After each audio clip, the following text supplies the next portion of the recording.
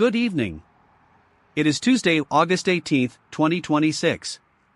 This is Echo FM. The only station that understands that if you aren't laughing, you simply haven't checked the exchange rate for human dignity lately. Tonight's headlines: the British Prime Minister has confirmed he is not embarrassed about engaging in a lengthy message exchange with a person posing as Donald Trump's chief of staff. The PM noted that the dialogue was constructive. The dialogue was with a ghost. The ghost was very well informed. Meanwhile, Peacock has achieved quarterly profitability.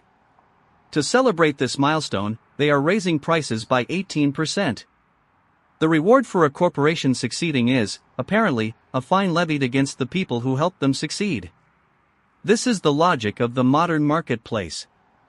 We have been conditioned to pay more for the privilege of existing in a state of constant, algorithmic disappointment. Welcome to the program.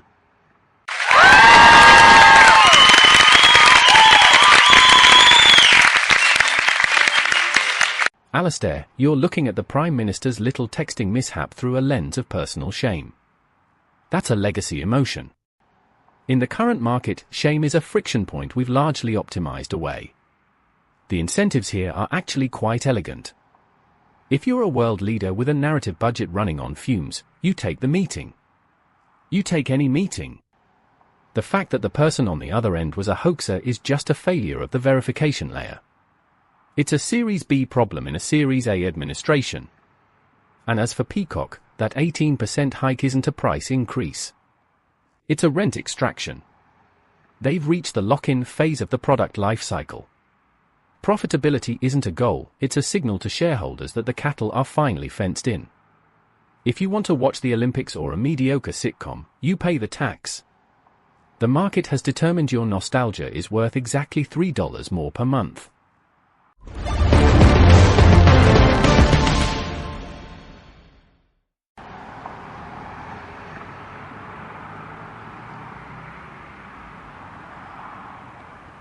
Ronald, I want to be really clear. Your verification layers have a very different meaning here in Guerrero.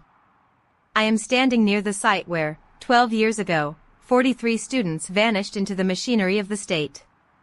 The former governor, Ángel Aguirre, has finally been charged. The official briefing mentions forced disappearance and the destruction of surveillance tapes. I've spent the morning talking to the families who have waited over a decade for this specific moment of accountability. What the press release doesn't say is that the tapes didn't just vanish. They were destroyed to ensure that the truth remained as invisible as the bodies.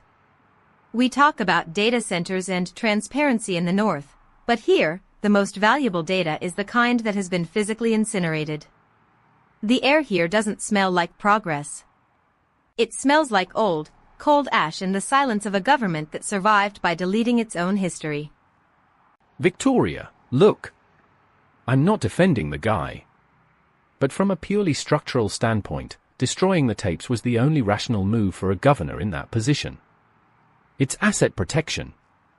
If the evidence is the liability, you liquidate the liability. Victoria, Ronald, those were children. 43 human beings. You're talking about them like they're bad debt in a subprime mortgage bundle. Ronald, I'm talking about the incentive structure of power, Victoria. If Aguirre keeps the tapes, he's indicted in 2014. He destroys them, and he gets 12 years of freedom and a comfortable retirement before the legal system finally catches up to his operating expenses. Victoria, freedom isn't an operating expense. It's a theft. You're describing a system where the cost of murder is just a long-term loan that you eventually default on. Ronald, exactly. And the interest rate in Mexico is remarkably low if you know which judges to lobby.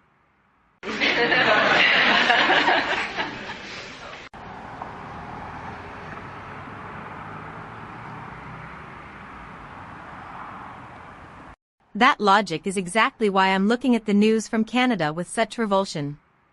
A chain of private plasma clinics, run by a Spanish healthcare giant called Grifols, has paused collections. Why? Because 2 donors died. I want to be really clear, these people weren't patients. They were suppliers. They were selling their plasma because the economy has made their own blood more valuable than their labor. The government is investigating unsafe practices, which is a clinical way of saying they were harvesting humans until the humans stopped breathing. We have created a world where the poor are literally being drained to support the medical supply chain of the rich. There is a specific kind of coldness in a clinic that treats a human being as a biological oil well. When the well runs dry, you don't mourn. You just pause the collection and wait for the investigation to clear.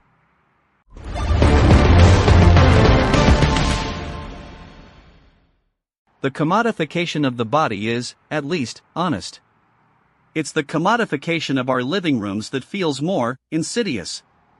Comcast has announced that its new routers now feature motion sensing. They can detect movement inside your home without cameras. They claim it's for security and convenience. The router knows when you are in the kitchen. The router knows when you are pacing in the hallway at 3 in the morning, wondering why your life feels like a poorly scripted simulation. The router does not care about your privacy, because your privacy is a privacy catch mentioned in the fine print. If you want to opt out, you have to find the setting hidden behind 3 menus and a CAPTCHA. If you stay in, you are providing Comcast with a real-time heat map of your domestic despair. It's not surveillance. It's interactive connectivity. Nobody asked for this. Everybody will have it by Christmas. Current conditions. Phoenix, Arizona. Temperature increase of 4 degrees Celsius. Cause identified as data center density. The machines require cooling. The atmosphere requires a heat sink. The heat sink is the neighborhood. Probability of heat stroke, 82%. United Kingdom. Precipitation levels insufficient. Drought status remains unchanged. Rain has fallen. The soil is too dry to absorb the moisture. The water runs off the surface. It enters the drainage system. It does not enter the water table. Probability of systemic agricultural failure, moderate. Lunar surface. Radiation blocking vest tested. Success confirmed. Humans can now survive the journey to the moon. Humans cannot survive the journey to the local grocery store in Phoenix without climate control. The vest is not for you. The vest is for the astronauts. Please remain indoors. Avoid breathing the recycled air. The heat is mathematical. It cannot be negotiated. Alastair, I find Casper's report quite refreshing. It's data-driven. Unlike Apple's latest PR offensive. They're trying to convince us that their new camera-equipped AirPods won't be a pervert pods. That's the actual term being used in the market. Pervert pods. Apple says the cameras are for AI spatial awareness, not for surreptitiously filming people on the subway. The incentives here are obvious. Apple needs more data to feed the model. If they can't get you to wear a headset, they'll put the eyes in your ears. It's a classic pivot. Meanwhile, in the EU, they're overhauling the App Store fees to comply with regulations. They're replacing a per-install fee with a 5% commission for apps outside the store. It's a shell game. You move the fee from the left hand to the right hand. The user still pays. The house always wins. That's not a conspiracy. That's just good unit economics.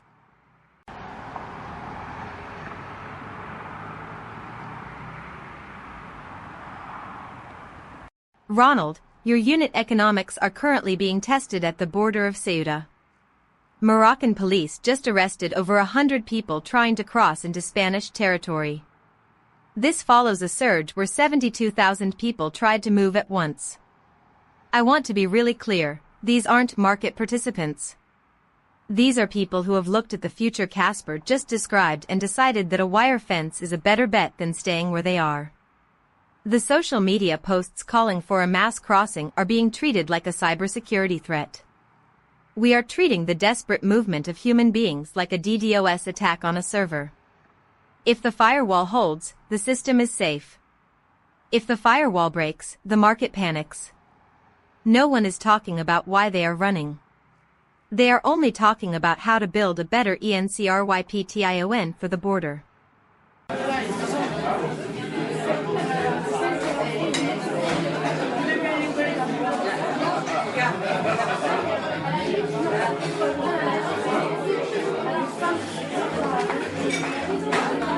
While the world burns and the borders buckle, we still have the important things to focus on. Ford has announced a new hypercar for Le Mans. It is designed to win endurance races. It is a masterpiece of engineering, built to go very fast in a circle for 24 hours.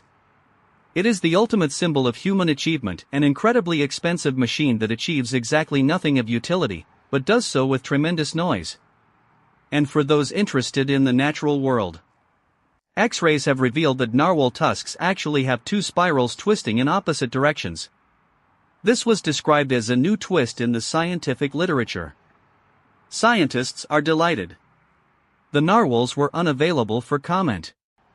I imagine they are less concerned with the geometry of their tusks than they are with the fact that their habitat is currently turning into a lukewarm soup. But the spirals are truly unprecedented. Alistair, if you're looking for a twist, look at the Fairphone. It's finally available in the US for $650. You can fix it with a single screwdriver. It's the anti-iPhone. It's a product designed to actually last. And that is exactly why it will fail to capture more than a fraction of a percent of the market. Alistair, why? Because people are stupid, Ronald? Ronald, no, because the incentives are built on the friction of replacement. If I can fix my phone, I don't buy a new one. If I don't buy a new one, the growth curve flattens.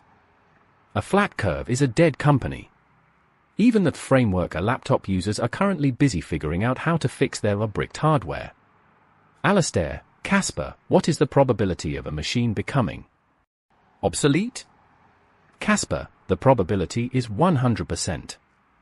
All systems eventually default to silence. Alistair, thank you, Casper. That was helpful.